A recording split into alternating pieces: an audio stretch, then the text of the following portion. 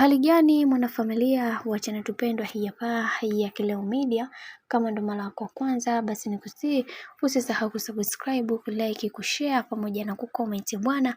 Mambo ni mengi sana, alafu muda ni mchache, na ukizingatia kuna mambo mengi ambayo yanayoendelea kwa kipindi hiki, na tusipokuwa makini tutajikuta sisi sote tunaingia katika matatizo ambayo tusiyoweza kuyatarajia. Sasa kuna mambo mengi ambayo yamekuwa yakivuma mitandaoni kuhusiana na penzi la bwana mkubwa Diamond Platnumz pamoja na mke wake bibi Zuchu. Wengi wao walikuwa wanasema kwamba wameweza kuachana, lakini uhalisia ni kwamba hawa watu hawakuweza kuachana bwana. Sasa hivi mambo yao yako lele, kila kitu kiko katika mstari ulioweza kunyooka. Yale yote ambayo yaliokuwa yanazungumzwa sasa yameweza kuisha, na wengi wao wanatamani kuweza kuona furaha na amani ikitawala katika maisha ya bwana mkubwa Diamond Platnumz pamoja na bibi Zuhura, kwa sababu kuna vitu vingi ambavyo vimeweza kutokea, na wengi wao walitamani kuweza kuona haya yote yakisovika toka muda mrefu, lakini ni vile ambavyo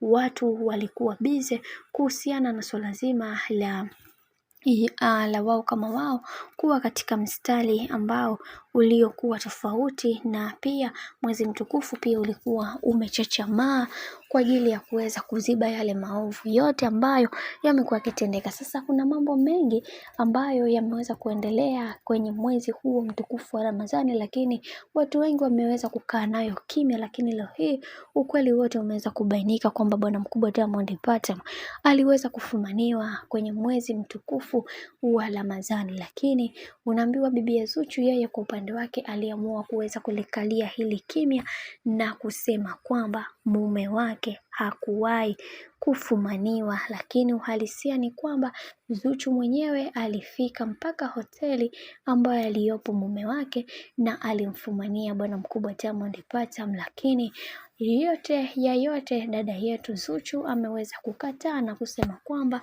mume wake hakuwahi kufumaniwa na mtu wa aina yoyote, na yeye anachojua ni kwamba siku zote hizo za mwezi mtukufu wa Ramadhani, yani akimaanisha siku 30, alikuwa na mume wake.